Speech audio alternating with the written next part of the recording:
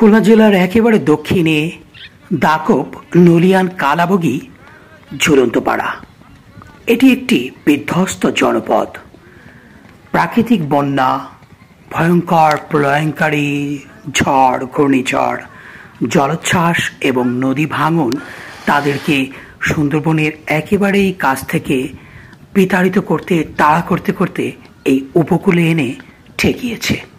এটি একমাত্র তাদের আবাসস্থল। এটি বেড়িবাঁধের উপকূলে তারা ঝুলন্ত অবস্থায় কিছু ঘরবাড়ি নির্মাণ করেছে। আরও অনেক কিছু ঘরবাড়ি রয়েছে ওই দূরে জলের ভেতরে, যেটি বর্ষা মৌসুমেই এটি গ্রাস করবে।